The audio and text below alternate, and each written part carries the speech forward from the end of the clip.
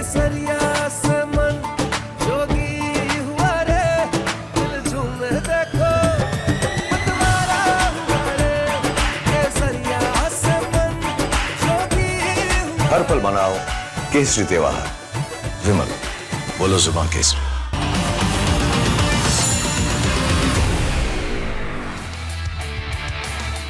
नमस्कार, स्वागत है आपका रिपब्लिक भारत पर। मैं हूं आपके साथ अनामिका सिंह काली। रात के 10 बज रहे हैं और ये वक्त है आपको वो खबरें दिखाने का जो दावा है आपने इससे पहले कहीं नहीं देखी होंगी, यानी खबरों के साथ उनकी पूरी पड़ताल विस्तार से आपके लिए खास। आज खबरों की शुरुआत करेंगे पाकिस्तान से आ रही बड़ी खबर के साथ। पाकिस्तान के कराची में बड़ा बवाल हो गया है। कराची में सिंध असेंबली के बाहर हंगामा हो गया। जमात इस्लामी का जोरदार प्रदर्शन देखने को मिला। पुलिस ने प्रदर्शनकारियों पर लाठीचार्ज भी किया है। पुलिस ने प्रदर्शनकारियों को रोकने के लिए आंसू गैस के गोले भी दागे। बता दें आपको, स्थानीय मुद्दों को लेकर यहां प्रदर्शन हो रहा है। जमात इस्लामी के जो कार्यकर्ता है वो यहां पर प्रदर्शन कर रहे हैं। हालांकि प्रदर्शनकारियों के सामने पुलिस यहां पर ज्यादा परेशान दिखी, क्योंकि प्रदर्शनकारियों को रोकने के लिए आंसू गैस के गोले छोड़े गए, लाठीचार्ज की गई। इसके बाद सड़कों पर प्रदर्शनकारियों का तांडव देखने को मिला। तस्वीर देखिए पाकिस्तान के कराची से।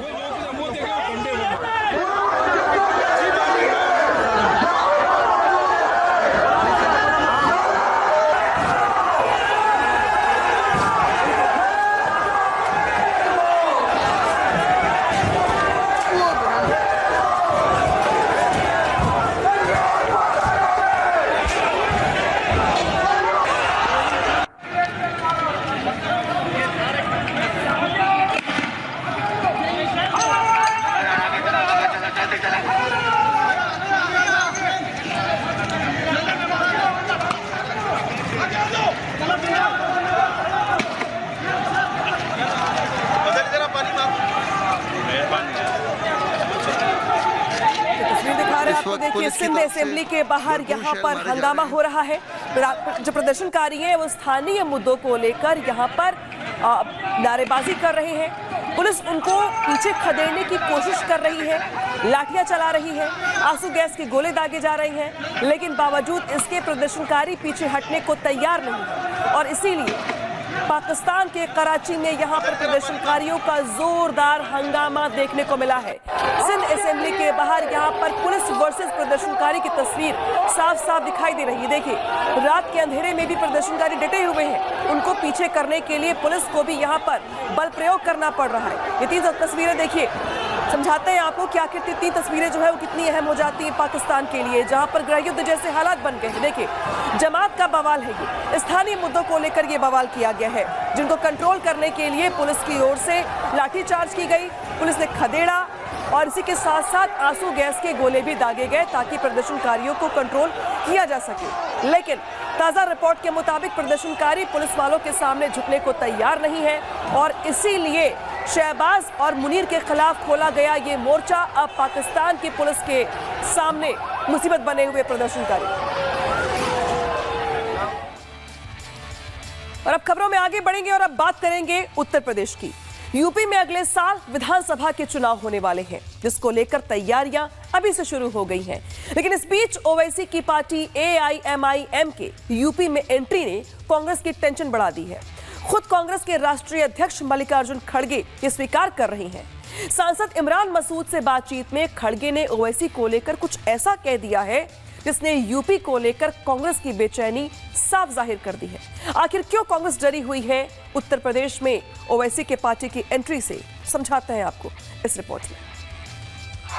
चलेंगे यूपी, चलेंगे, चलो इसके बाद में यूपी चलते हैं। इसको आने मत दो, वो एक बार आएगा वो तो खत्म हो जाएगा, नेशनल पार्टी नहीं है, लेकिन हमको खत्म करके जाएगा। मिस्टर योगी तैयार हो जाओ, यूपी भी आ रहा हो, चलेंगे यूपी। के 3 मुश्किल चीजें मालूम है, बोला भाई नहीं, एक शेरवानी, एक बिरयानी, एक परेशानी। ये है देश की सबसे पुरानी पार्टी कांग्रेस के अध्यक्ष मल्लिकार्जुन खड़गे। आजकल वो हैदराबादी भाईजान की ताकत से डर रहे हैं। वहीं ओवैसी ब्रदर्स, जिनसे बिहार, बंगाल और महाराष्ट्र तक के सेक्युलरिज्म के तमाम झंडा बरदार खौफ खाते हैं, अब ओवैसी बंधुओं ने यूपी में एंट्री का ऐलान क्या कर दिया, मल्लिकार्जुन खड़गे की टेंशन बढ़ गई है और ये वीडियो इसका सबूत दे रहा है। ये वीडियो संसद परिसर का है, जहां खड़गे यूपी के सहारनपुर से अपने सांसद इमरान मसूद से बात करते दिख रहे हैं, जिसमें वो इमरान मसूद से कह रहे हैं कि यूपी में हैदराबादी भाईजान को घुसने मत दो, वरना हम भी खत्म हो जाएंगे। उसको आने मत दो, वो एक बार आएगा वो तो खत्म हो जाएगा, नेशनल पार्टी नहीं है, लेकिन हमको खत्म करके जाएगा। कौन? हैदराबाद। इतना ही नहीं, खड़गे ने इमरान मसूद को भी याद दिलाया कि हैदराबाद किन 3 चीजों के लिए मशहूर है, जो कांग्रेस के लिए सियासी सरदर्द बन रही है। तो हैदराबाद के 3 मशहूर चीजें मालूम है? बोला भाई नहीं। एक शेरवानी, एक बिरयानी, एक परेशानी। साफ है कि चुनावी मौसम में हैदराबादी भाईजान की शेरवानी और बिरयानी से कांग्रेस बुरी तरह डरी है। बिहार और महाराष्ट्र में शेरवानी वाले हैदराबादी भाईजान ने कांग्रेस को बड़ा डेंट किया है। जहां 2025 के बिहार विधानसभा चुनाव में कांग्रेस AIMIM से महज 1 सीट आगे थी, जबकि हाल में ही हुए महाराष्ट्र के नगर पालिका चुनाव में 125 से ज्यादा सीटें जीतकर अपना उभार जाहिर कर दिया। महाराष्ट्र की जीत से उत्साहित ओवैसी बंधु ने यूपी में भी अपनी सियासी जमीन बनाने की तैयारी कर ली है, जिसके तहत यूपी में AIMIM ने पंचायत और विधानसभा चुनाव लड़ने के लिए बूथों को मजबूत करना शुरू कर दिया है, जिससे गांव-गांव सदस्यता अभियान, बूथ स्तर पर माइक्रो मैनेजमेंट और ग्राम पंचायत स्तर पर समितियों का गठन करना शामिल है। यूपी में ओवैसी की सक्रियता से परेशान कांग्रेस पर बीजेपी ने करारा प्रहार किया है। बीजेपी ने पूछा कि जो हैदराबादी भाईजान कांग्रेस की परेशानी है, उन पर हैदराबाद में रेवंत रेड्डी मेहरबान क्यों होते हैं? जो चीफ मिनिस्टर आता वो ओवैसी ब्रदर्स के पास क्यों आता? क्यों हमारे पे बोल रहे? अरे बाबा, इस वास्ते तो हमारे पास आते हैं। कोई भी रहने दो, रेड्डी रहने दो, राव रहने दो, उसको जरूरी है हमारे पास आना पड़ेगा, इसलिए कि हमारे साथ आपकी ताकत है, हमारे साथ आपकी दुआ है, हमारे साथ आपका इत्तेहाद है। मल्लिकार्जुन खड़गे जी, ये तो बताइए कि आप जिसको बोलते हैं उत्तर प्रदेश में शेरवानी, बिरयानी, परेशानी, उस पर क्यों है हैदराबाद में इतनी मेहरबानी? हैदराबाद में तो रेवंत रेड्डी जी बोलते हैं कि भाई ओवैसी तो गरीबों का मसीहा है, उनका समर्थन लेते जुबली हिल बाईपोल में, उनको आपने यूपीए सरकार में अपना अहम मेंबर भी बना कर रखा था, वाइस प्रेसिडेंट इलेक्शन में भी ओवैसी साहब का सपोर्ट लिया। तो कभी करते हैं मेहरबानी, कभी दिखती है परेशानी। दरअसल ये कॉम्पिटिटिव अपीजमेंट पॉलिटिक्स है, कौन बड़ा भाईजान बनेगा। अब कांग्रेस पार्टी चाहती है कि मैं सबसे बड़ा भाईजान बनूं, इसलिए वो ओवैसी भाईजान को दरकिनार करना चाहते हैं। खड़गे की कांग्रेस यूपी में लगभग 4 दशक से सत्ता का वनवास झेल रही है। ओवैसी फैक्टर के जोर पकड़ने से खड़गे को सबसे बड़े प्रदेश में कांग्रेस का सियासी सुपड़ा साफ होने का डर सता रहा है, जिसकी आंच अखिलेश यादव पर भी आ सकती है। इसीलिए सपा कांग्रेस के नेता AIMIM को बीजेपी की बी टीम बता रहे हैं। Bureau report, Republic Bharat. और अगली खबर भी यूपी से ही है। यूपी में इन दिनों सियासत सर चढ़कर बोल रहा है। विधानसभा चुनाव तो अभी अगले साल होने वाले हैं, लेकिन उसके पहले लगातार सीएम योगी और समाजवादी पार्टी के मुखिया अखिलेश यादव के बीच जुबानी जंग शुरू हो गई है। और इस बीच विवाद के केंद्र में आ गए हैं शंकराचार्य अविमुक्तेश्वरानंद, जिसको लेकर मुख्यमंत्री योगी और अखिलेश यादव आमने सामने आ गए हैं। सवाल यह है कि क्या सनातन की आड़ में राजधर्म और अधिकार जैसे मुद्दों को उठाकर 2027 के पिच को तैयार किया जा रहा है? समझाते हैं आपको इस खास रिपोर्ट में।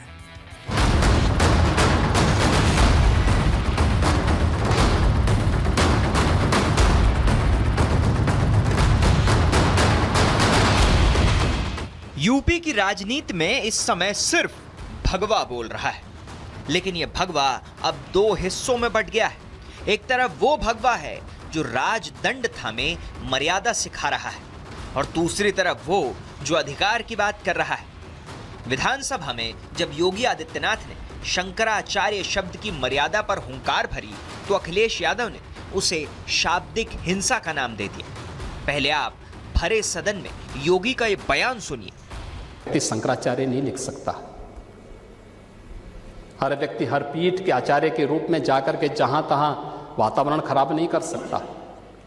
उन मर्यादाओं का पालन सबको करना होगा। और अगर वो शंकराचार्य थे तो क्यों आप लोगों ने लाठीचार्ज किया था वाराणसी में? क्यों एफआईआर लॉन्च किया था? आप नैतिकता की बात करते हैं। योगी ने शंकराचार्य विवाद पर पहली बार मुंह खोला और कड़े लहजे में साफ कर दिया कि सनातन धर्म में पद और परंपरा का मजाक बर्दाश्त नहीं किया जाएगा। योगी के इस बयान ने सपा को बैठे बिठाए मुद्दा दे दिया। अखिलेश यादव ने मोर्चा संभाला और सीधे मुख्यमंत्री के चोले और अहंकार पर हमला बोल दिया। उन्होंने इसे न सिर्फ संतों का अपमान बताया बल्कि इसे शाब्दिक हिंसा और पाप की श्रेणी में डाल दिया। अखिलेश ने दिन में पहले एक्स पर लिखा, पहन ले कोई जैसे भी चोले, पर उसकी वाणी पोल खोले। परम पूज्य शंकराचार्य जी के बारे में घोर अपमानजनक अपशब्द बोलना शाब्दिक हिंसा और पाप भी। ऐसा कहने वाले के साथ साथ उनको भी पाप पड़ेगा जिन्होंने चापलूसी में मेजें थपथपाई। जब भाजपा के विधायक सदन के बाहर जाएंगे और जनता का सामना करेंगे तो जनता सड़क पर उनका सदन लगा देगी। सोशल मीडिया के बाद शाम होते होते अखिलेश ने इस मामले पर बयान देकर इसे और ज्यादा गरमा दिया। चीफ मिनिस्टर बिष्ट साहब लगता आईना देख करके ये बात कह रहे हैं, और जब विधानसभा में गए होंगे भाषण देने तो आईने में देखा होगा तो आईने ने सच्चाई बता दी होगी कि केवल पहनावे से कोई बाबा संत नहीं हो सकता है, कान छिदवाने से नहीं हो सकता है। अच्छा, बीजेपी के बड़े नेता, ये तो हमारी गीता भी लिखती है, गुरु नानक जी ने भी यही कहा, क्या कान छिदवा लोगे तो क्या योगी हो जाएंगे आप? और जो दूसरों का सर्टिफिकेट मांग रहे हैं वो अपना सर्टिफिकेट तो दिखा दें कि कौन सी इंस्टीट्यूशन में योगी बने हैं। आपको बता दें कि इस लड़ाई की जड़ें प्रयागराज के माघ मेले में, जहां स्वामी अविमुक्तेश्वरानंद को पालकी ले जाने से रोका गया था। लेकिन योगी ने अखिलेश को आईना दिखाते हुए साल 2015 की वो घटना भी याद दिला दी जब वाराणसी में संतों पर लाठीचार्ज हुआ था। शंकराचार्य नहीं लिख सकता। हर व्यक्ति हर पीठ के आचार्य के रूप में जाकर के जहां तहां वातावरण खराब नहीं कर सकता। उन मर्यादाओं का पालन सबको करना होगा।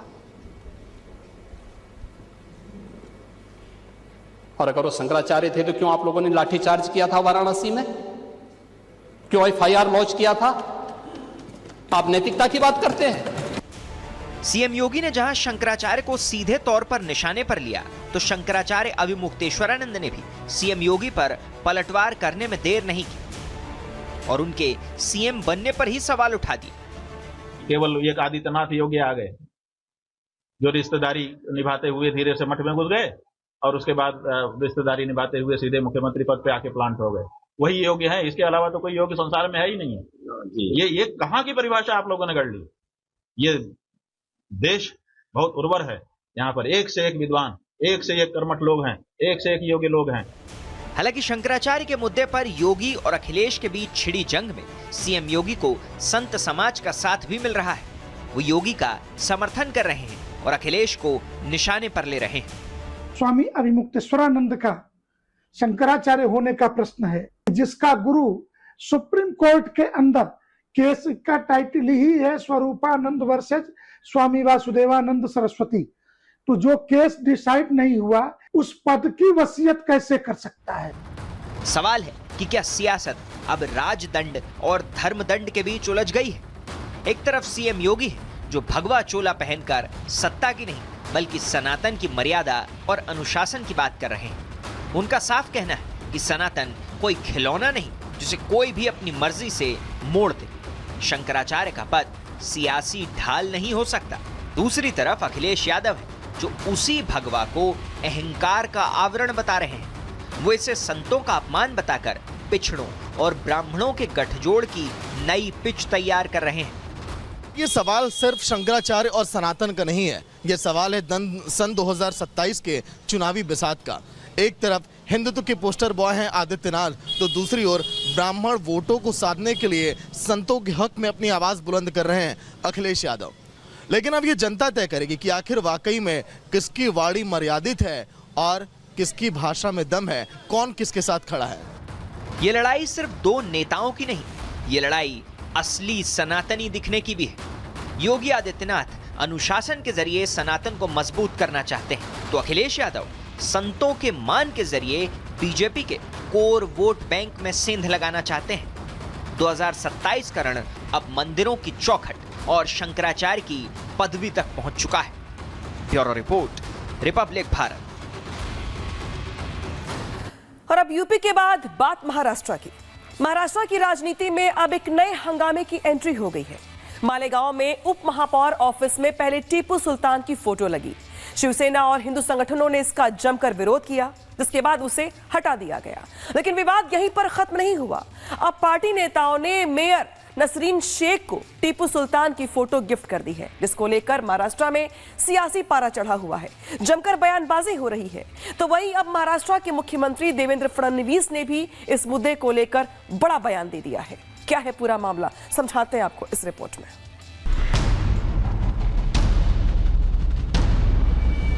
टिपू सुलतानांना आपण शिवाजी महाराजांच्या समकक्ष बघितलं पाहिजे। क्यों निकाला जाए फोटो? वो कोई आतंकवादी थे, वो एक शासक थे, अच्छे शासक थे। छत्रपति शिवाजी महाराज की तुलना टीपू सुल्तान के साथ की है, हम इसकी निंदा करते हैं, उनको शर्म आनी चाहिए। महाराष्ट्र में छत्रपति शिवाजी महाराज और टीपू सुल्तान को लेकर सियासी तकरार तेज हो गई है। मालेगांव में डिप्टी मेयर के दफ्तर में टीपू सुल्तान की तस्वीर से छिड़ा विवाद कांग्रेस प्रदेश अध्यक्ष की आपत्तिजनक तुलना से और भी ज्यादा आक्रामक हो गया, जब हर्षवर्धन सपकाल ने छत्रपति शिवाजी महाराज की तुलना टीपू सुल्तान से कर दी, जिस पर महाराष्ट्र की सियासत में उफान देखने को मिल रहा है। कांग्रेस प्रदेश अध्यक्ष की टिप्पणी पर सीधे तौर पर महाराष्ट्र के मुख्यमंत्री देवेंद्र फडणवीस ने करारा प्रहार किया। देवा भाऊ ने साफ कहा कि उन्हें इस बयान पर शर्म आनी चाहिए। कांग्रेस के अध्यक्ष हर्षवर्धन सपकाल ने जिस प्रकार से छत्रपति शिवाजी महाराज की तुलना टीपू सुल्तान के साथ की है, हम इसकी निंदा करते हैं, उनको शर्म आनी चाहिए। देवा भाऊ ने दो टूक कहा कि स्वराज्य का निर्माण करने वाले छत्रपति शिवाजी महाराज और हजारों हिंदुओं को मारने वाला टीपू सुल्तान की तुलना करने वालों को देश सहन नहीं करेगा, चाहे वो वोटों की लालच में कितना भी जूते चाट ले। छत्रपति शिवाजी महाराज जिन्होंने मुगलों के साथ लड़ाई करके स्वराज्य का निर्माण किया और हजारों हजारों हिंदुओं को कत्ल करने वाला टीपू सुल्तान, वो और महाराज, इनको एक समान आदर दिया जाए, इस प्रकार की बात अगर कांग्रेस पार्टी कहती है तो वोटों के लालच में ये कितने भी जूते चाटे, महाराष्ट्र और देश इसको सहन नहीं करेगा, हम इसको सहन नहीं करेंगे। इससे पहले महाराष्ट्र कांग्रेस प्रमुख हर्षवर्धन सपकाल ने आपत्तिजनक बयान देते हुए छत्रपति शिवाजी महाराज की तुलना टीपू सुल्तान से कर दी थी। त्यांचा आदर्श घेऊन टिपू सुलतान यांनी इंग्रजांच्या विरोधात कुठेतरी लढा पुकारला होता आणि त्या अर्थानं टिपू सुलतान हे एक शौर्य गाजवणारे एक योद्धे होऊन गेले, एक भारताचे भूमिपुत्र होऊन गेले।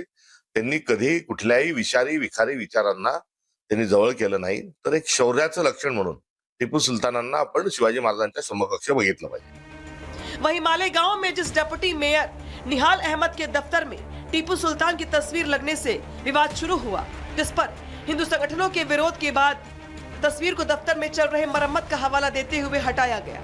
इसके बाद मालेगांव की मेयर नसरीन शेख भी अपने समर्थकों से टीपू सुल्तान की तस्वीर गिफ्ट लेते दिखी, जिससे विवाद और बढ़ गया।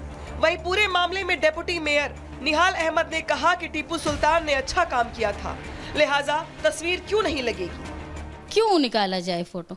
वो कोई आतंकवादी थे, वो एक शासक थे, अच्छे शासक थे। कोई हमको डराए, हमारे संविधान पर हमला करे, ये हम बर्दाश्त नहीं करेंगे। ये ऑफिस जो है वो अंडर कंस्ट्रक्शन होने वाली है, अभी रिपेयरिंग का काम चल रहा है, होने वाला है, तो उस वक्त फ़ोटो की टूट फूट ना हो, इसलिए उसको निकाला जाएगा।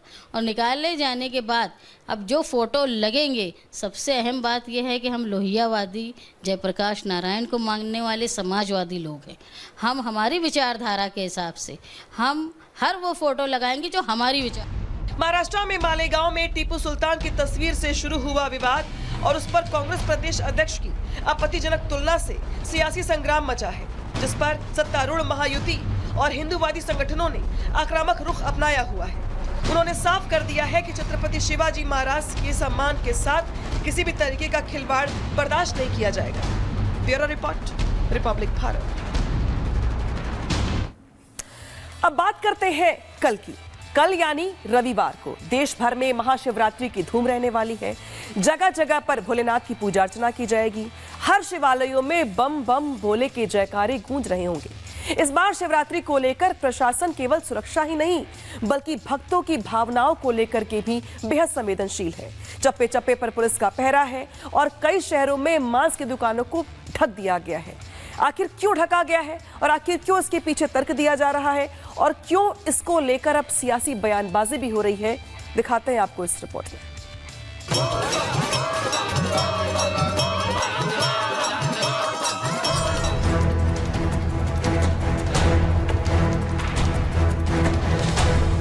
हर तरफ शिव भक्ति का सैलाब और सुरक्षा के कड़े इंतजाम।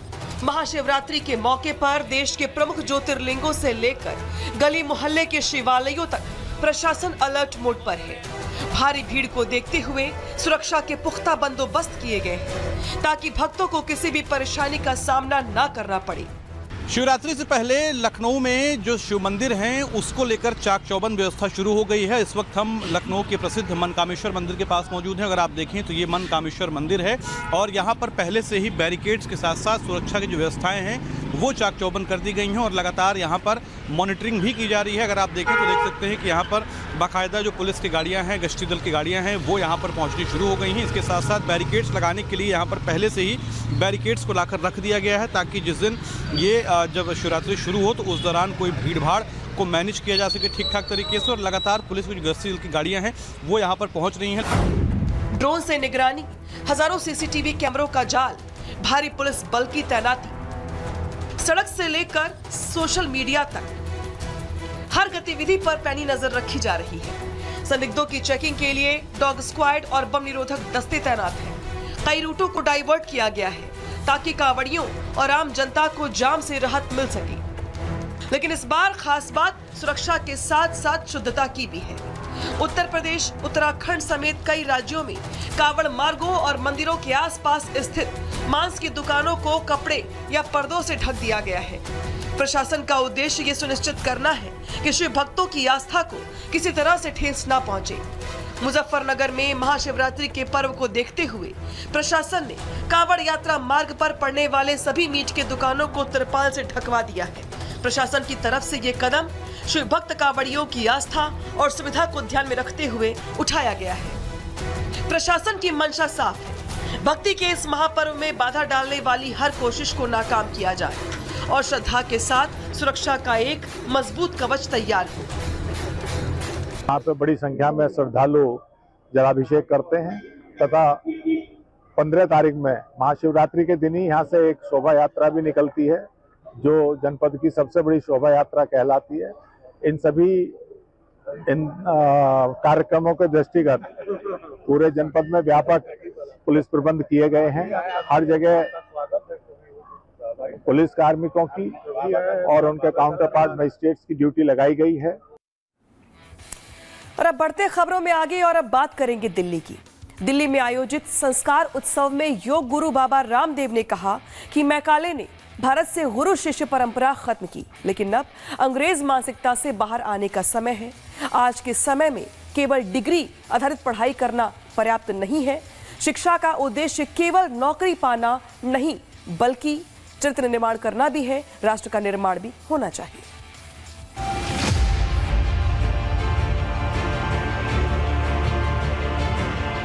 1947 में अंग्रेज तो भारत छोड़कर चले गए, लेकिन पीछे छोड़ गए कुछ ऐसी व्यवस्थाएं जो आज भी हिंदुस्तान का अहम हिस्सा है। खास तौर पर प्रशासनिक व्यवस्था और शिक्षा प्रणाली। लेकिन अब अंग्रेजों की शिक्षा प्रणाली के खिलाफ योग गुरु बाबा रामदेव ने अब तक की सबसे बड़ी मुहिम या कहें मिशन की शुरुआत की है, जिसके मूल विचार में न केवल अंग्रेजों की शिक्षा व्यवस्था को देश से बाहर निकालना है, बल्कि हिंदुस्तान के बच्चों को पढ़ाई का ऐसा सिस्टम देना है जिसके केंद्र में संस्कार, आचार, व्यवहार और विज्ञान सब कुछ हो। देश के बच्चों को संस्कार के साथ साथ स्वदेशी का ज्ञान और शिक्षा देने के लिए भारतीय शिक्षा बोर्ड की स्थापना की गई है। आज दिल्ली में इसी को लेकर एक भव्य कार्यक्रम का आयोजन किया गया, जिसमें देश भर के तमाम बड़े शिक्षाविद शामिल हुए, जिसमें अलग अलग क्षेत्र में मुकाम हासिल कर चुकी हस्तियां भी शामिल हुई। योग गुरु बाबा रामदेव ने देश के पारंपरिक शिक्षा प्रणाली पर सवाल खड़े करते हुए न्यू इंडिया की जरूरतों पर प्रकाश डाला। साथ ही बताया कि कैसे मजबूत होते हिंदुस्तान के लिए अब गुलामी की मानसिकता से बाहर आना बेहद जरूरी हो गया है। देश राजनीतिक रूप से आज़ाद हो गया था 15 अगस्त 1947 को, लेकिन शिक्षा की आज़ादी, चिकित्सा की आज़ादी, आर्थिक, वैचारिक, सांस्कृतिक आज़ादी ये बाकी थी देश में। 1835 की मैकाले की शिक्षा की गुलामी का दौर अभी तक चल रहा है और स्टेट बोर्ड, सेंट्रल बोर्ड उसी गुलामी की मानसिकता को ढो रहे हैं। मैं तो कह रहा हूँ वैचारिक दृष्टि से वो आउटडेटेड हो गए। जो इस युग की आवश्यकता है, सारे मैथ, फिजिक्स, केमिस्ट्री, हिस्ट्री, वो भी सही हिस्ट्री, मैथमेटिक्स में भी वैदिक मैथमेटिक्स, साइंस में भी वैदिक साइंस के साथ, रियल हिस्ट्री के साथ और अपने संपूर्ण साझी भारतीय विरासत के साथ, जैनिज्म, बुद्धिज्म, सिखिज्म, सनातन के मूल तत्वों को लेकर के, भारत बोध को लेकर के, अपने पूर्वजों के सही चरित्र बोध को लेकर के ये भारतीय शिक्षा बोर्ड काम करेगा। योग गुरु बाबा रामदेव ने न केवल पढ़ाई की नई परंपरा पर जोर दिया, बल्कि ये बताया कि कैसे भारतीय शिक्षा बोर्ड से पढ़कर निकलने वाले विद्यार्थी आधुनिक हिंदुस्तान की रूपरेखा भी तैयार करेंगे, देश की चुनौतियों का सामना करेंगे।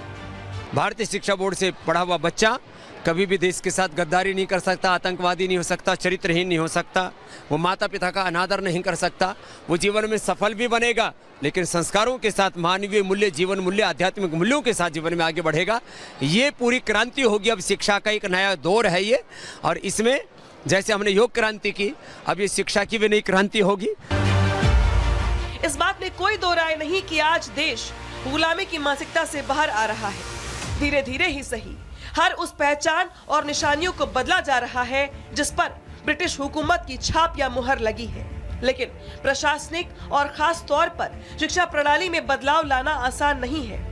बीते कुछ सालों में जिस तरह से भारत के योग और स्वदेशी ने दुनिया में अपनी अलग पहचान बनाई है और जिस तरह से विश्व ने इसे स्वीकारा है, उससे साफ इशारा है कि बाबा रामदेव की विचार वाली नई शिक्षा व्यवस्था भी न्यू इंडिया की नई पहचान में मील का पत्थर साबित हो सकती है। नए युग के निर्माण के लिए बच्चों को तैयार करेंगे भारतीय शिक्षा बोर्ड से।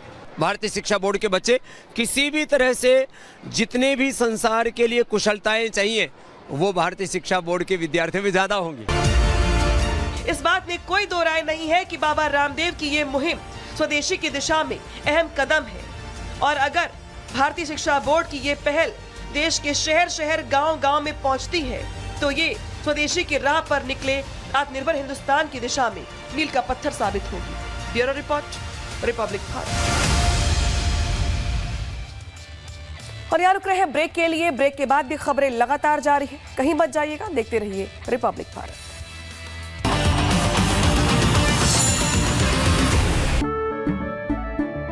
केसरिया से मन जोगी हुआ रे, दिल झूमे देखो मतवारा हुआ रे।